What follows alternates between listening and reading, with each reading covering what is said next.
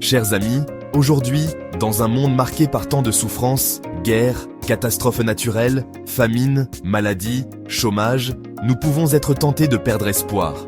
Certains cherchent des solutions faciles, d'autres cèdent à la violence, pensant qu'elle peut apporter justice et paix. Mais l'espérance chrétienne nous enseigne une autre voie, celle qui transforme la souffrance en lumière, la détresse en victoire, la nuit en aurore nouvelle. L'espérance chrétienne n'est pas un simple sentiment. C'est une force vitale ancrée dans la foi en un Dieu qui n'abandonne jamais. Jésus lui-même nous l'enseigne dans l'Évangile. Dans ce monde, vous aurez à souffrir. Mais ne craignez pas, j'ai vaincu le monde. L'histoire nous montre que ceux qui ont gardé l'espérance ont changé le monde. Gandhi, grâce à sa foi dans la non-violence, a libéré son peuple de l'oppression. Martin Luther King Jr., inspiré par l'Évangile, l'a mené la lutte pleine d'espoir pour l'égalité raciale avec une détermination inébranlable. Nelson Mandela, après 27 ans de prison, aurait pu sombrer dans la haine.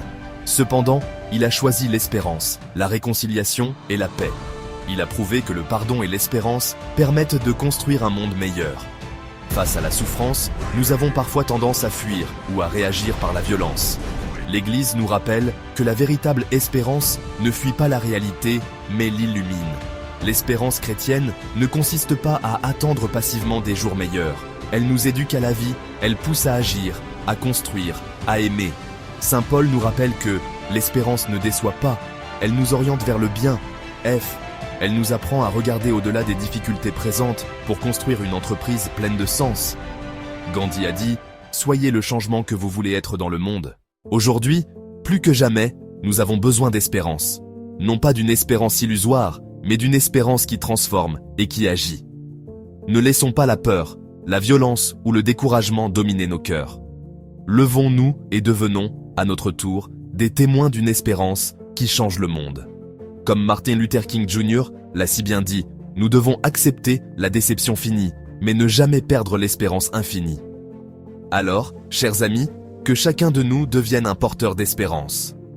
Dans nos familles, nos communautés, nos lieux de travail, semons des graines d'amour, de justice et de paix. Car l'espérance chrétienne n'est pas seulement une idée, elle est une force qui transforme le monde. Si ce message vous a touché, partagez-le, faites-le vivre autour de vous et abonnez-vous à notre chaîne. Ensemble, soyons des artisans d'un monde nouveau.